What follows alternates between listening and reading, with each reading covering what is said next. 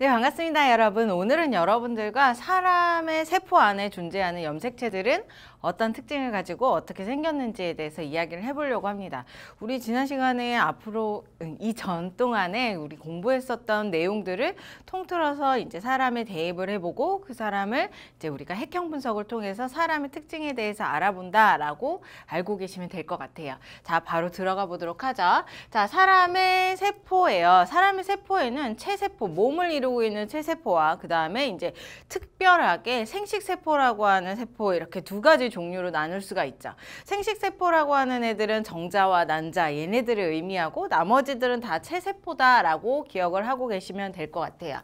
자, 체세포를 기준으로 얘기를 할 겁니다. 그래서 몸을 전체적으로 이루고 있는 이 사람의 세포들은 총 염색체가 몇 개가 있냐면 46개가 있어요. 46개가 있어요. 그런데 하나는 아빠가 주고 하나는 엄마가 주고 그 절반 중에서 이제 절반은 아빠가 주고 절반은 엄마가 주고 해서 이제 우리는 서로 상동 염색체가 존재한다. 그래서 핵상이 EN이라고 표현을 하죠. 자, 그래서 총 EN은 46개의 체세포를 가지고 있습니다. 이것을 조금 더 서술해서 표현을 해본다면, 자, EN은 46이라고 하는데 여기에 있는 염색체들의 숫자 중에서 상염색체와 성염색체로 나눠줄 수가 있죠. 상염색체 같은 경우는 44개이고 그 다음에 성염색체가 이제 한 쌍인 2개씩 존재해요. 여자 같은 경우는 XX라고 하는 형태로 존재하고 남자 같은 경우는 XY라고 하는 형태로 존재하죠. 여기 중에서 이제 성염색체를 기준으로 얘기를 해보면, 자, 하나는 아빠가 주게 되어 있어요. X라고 하는 염색체를 하나가 아빠가 주게 되어 있고 그 다음에 하나는 엄마가 주게 되어 있죠. 그리고 이 X와 X 두 가지의 성염색체들은 한 쌍을 이루기 때문에 EN이라고 표현을 하면서 얘네들의 크기, 그 다음에 모양, 이런 것들은 동일한 상동 염색체다라고 얘기를 해줄 수가 있죠. 그리고 우리가 앞서 이제 더 나아가서 공부를 할 때 감수 분열을 이야기를 할 건데, 그 감수 분열을 할 때 이가 염색체를 형성한다고요. 얘네 두 개가 서로 붙어서.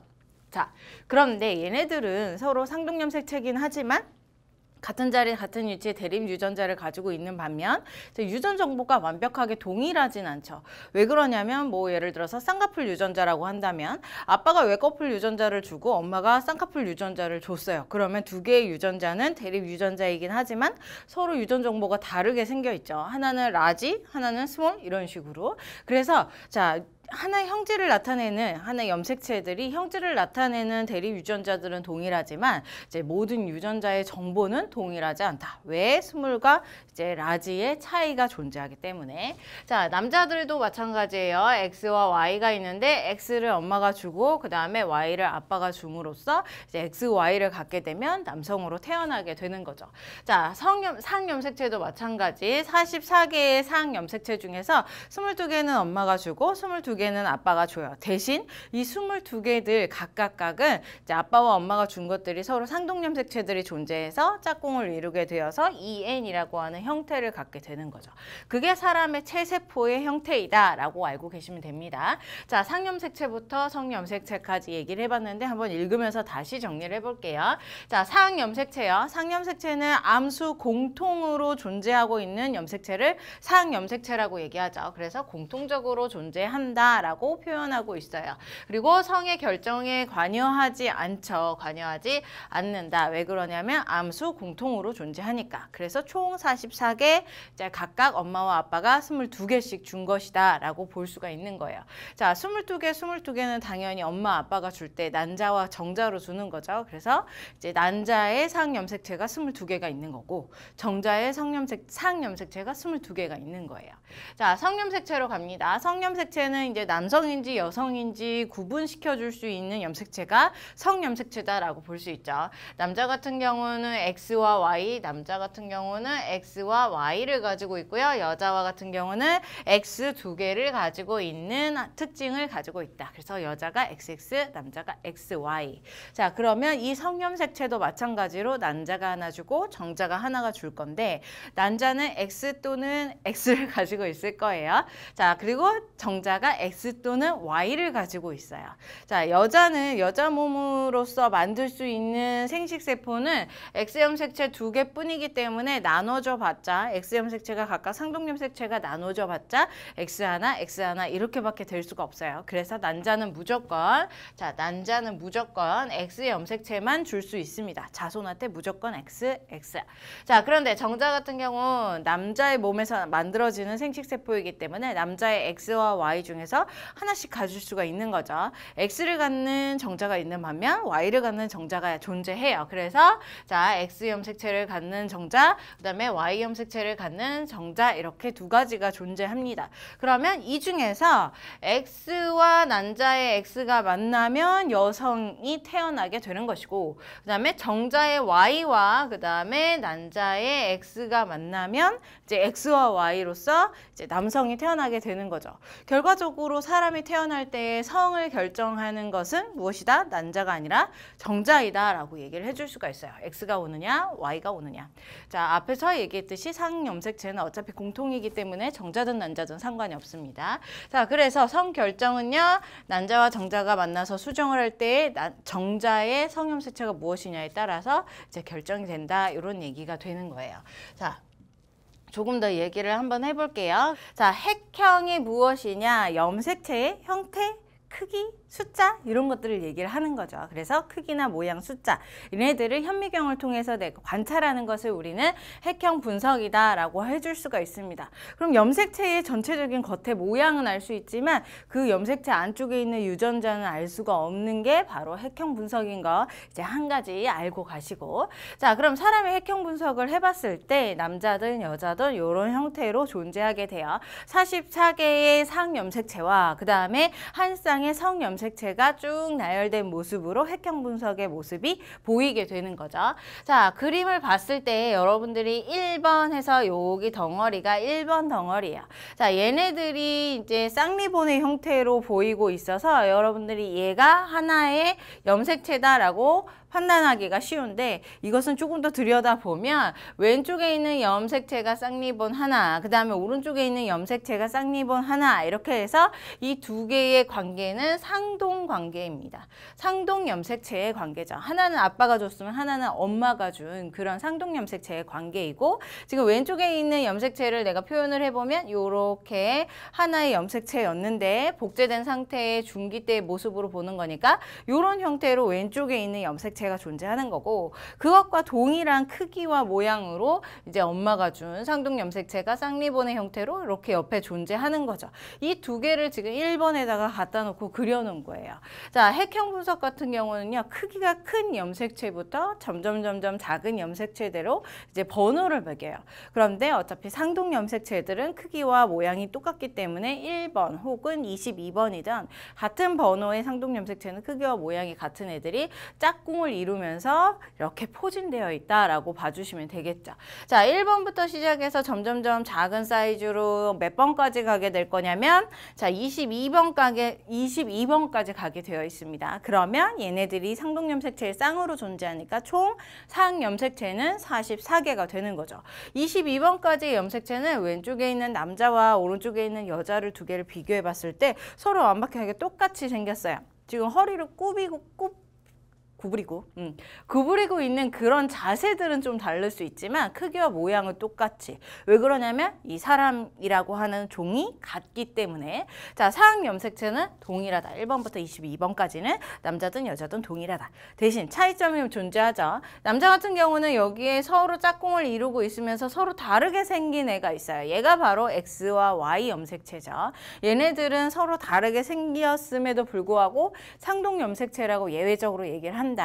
우리 감수 분열을 할 때 이가 염색체를 형성하기 때문이다. 이렇게 얘기를 한 적이 있습니다. 자, X와 Y 이것을 가지고 성을 결정하게 되고, 이렇게 우리가 핵형 분석의 전체적인 자료의 모습을 봤을 때 다 짝꿍이 맞고 오로지 한 쌍 서로 짝꿍의 모습이 다르게 생긴 애가 나타난다면 얘는 이제 성염색체로 판단을 하고 남성이라고 얘기를 해주면 되겠죠.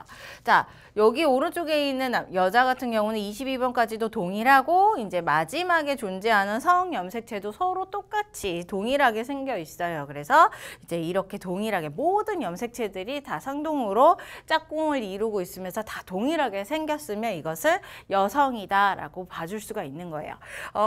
사람의 염색체에서 1번부터 22번까지 친절하게 번호를 매겨주고 이렇게 성염색체를 남겨줬으면 얘를 보고 아 얘가 여성임을 알 수가 있겠지만 여러분들이 다른 문제에서 자료들을 봤을 때 이렇게 다 똑같은 여성의 형태, XX의 형태로 봤을 때 자료를 받아보면 다 똑같이 쌍을 이루고 있고 어떤 게 성염색체인지 모르기 때문에 성염색체를 구별할 수는 없어요. 그 여성만 보고는. 하지만 이제 남성 혹은 수컷의 자료를 보고 이제 성염색체를 찾아내면 덩달아서 비교해가지고 이제 암컷과 수컷의 성염색체가 어떤 것들인지도 알아낼 수가 있는 거죠. 그런 것들은 이제 이미 앞에서 우리가 염색체의 구조에 대해서 얘기를 하면서 문제도 풀어봤었고, 그다음 오늘 사람의 염색체를 문제를 풀면서도 풀어볼 겁니다.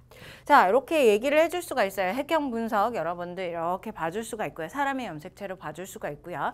이 핵형 분석을 통해서 문제에서 많이 물어보는 것은 여기 기본 자료에도 나와 있는데, 자, 염색체의 숫자를 가지고 염색체의 수 이상 혹은 구조 이상을 물어볼 수 있습니다. 그 다음 두 번째로는 뭐냐면 지금까지 얘기했던 남성인지 여성인지 성 결정에 대해서 물어볼 수가 있어요.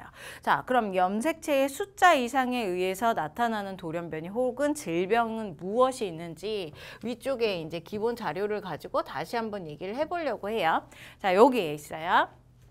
지금 다운 증후군, 에드워드 증후군, 터너 증후군, 클라인펠터 증후군 이렇게 존재하죠. 이제 다운 증후군 이미 결정되어 있는 증후군이에요. 질병이에요. 21번 염색체입니다. 다른 염색체면 안 되고 이제 전체적으로 크기를 쫙 나열했을 때 21번째로 큰 애 혹은 뒤에서 이제 두 번째로 작은 애 이렇게 봐주시면 돼요.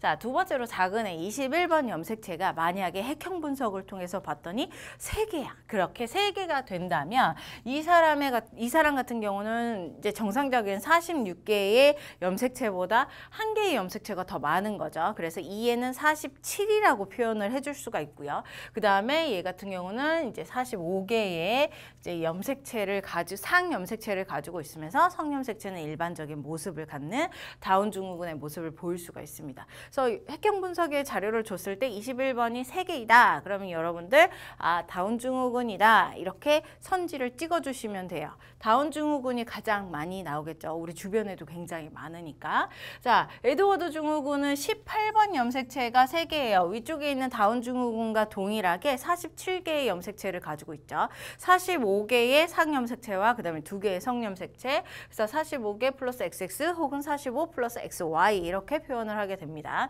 그 다음 이제 아래쪽에 2개는 이제 성염색체에 관련한 우리 증후군이라고 봐줄 수가 있어요. 지금 상염색체는 동일하게 이제 일반적인 사람들이랑 동일하게 44개를 가지고 있는 반면에 이제 터너 증후군 같은 경우는 XO라고도 표현을 하는데 X 하나만 있고 이제 옆에 있는 상동염색체가 없는 형태. 그래서 X 1개만 있는 형태. 그래서 얘를 내가 핵상을 쓴다. 그러면 2에는 46이 아니라 하나가 부족하기 때문에 45 이렇게 표현을 해줄 수가 있겠죠. 자, 아래쪽에 있는 클라인펠터 증후군 같은 경우는 성염색체가 XXY예요. 3개가 된다는 얘기죠. 그래서 얘는 2에는 47이 될 것이고 그 다음에 XXY 성염색체가 3개가 되는 형태. 그러면 여기에 있던 Y가 존재하기 때문에 일단은 남성이지만 X염색체가 2개이기 때문에 이제 성 구분이 조금 애매한 남성이기는 해요. 하지만은 2차 성징에서 가슴이 나온다던가 이런 형태의 특이한 형태를 보이게 되겠죠. 터너 증후군도 X염색체 하나만을 가지고 있어요. 2개를 가지고 있을 때 정상 여성이 될 수 있는데 그래서 꼭 남성의 모습이 약간씩 보일 수 있는 여성의 특징이 줄어드는 그런 형태를 갖는 게 바로 이제 터너 증후군이다라고 볼 수가 있습니다. 자, 예를 들어서 여기에서 터너 증후군과 클라이펠터 증후군만 얘기를 해봤는데 조금 내가 상상의 나래를 펼쳐서 X는 하나 있는데 Y가 두 개 이렇게 생각을 해줄 수가 있는데 Y가 두 개가 들어간다면 그 세포죠. 일단은 이제 정자가 난자랑 만나서 하나의 수정란이 되죠. 그 수정란은 살아날 수가 없어요. 죽을 수밖에 없어요. Y는 무조건 하나여야 되고요. 그 다음에 성염색체 중에서 X가 없는 염색체 YY라던가 Y 하나 이렇게 생각을 해줄 수가 있겠는데 X 염색체는 무조건 들어가야 돼요. 무조건 들어가야지만이 이 세포가 발생이 되고 사람으로 태어날 수가 있다라는 거. 그래서 우리는 터너 증후군이랑 클라이펠터 증후군 이렇게 두 가지 정도만 기억을 해주시면 될 것 같아요. 조금 더 어렵게 나오면 XXX가 나올 수 있는데 그것의 출제 빈도는 굉장히 낮기 때문에 이 정도로 파악을 해주시면 될 것 같습니다. 자, 이렇게 사람의 염색체를 나눠봤습니다. 이에는 46개의 사람의 염색체 중에 상염색체와 성염색체를 나누고 그 다음에 핵형 분석을 통해서 여러분들 이제 이런 특이한 점들 염색체 수의 이상을 판단하는 문제들을 풀어내 주시면 될 것 같죠.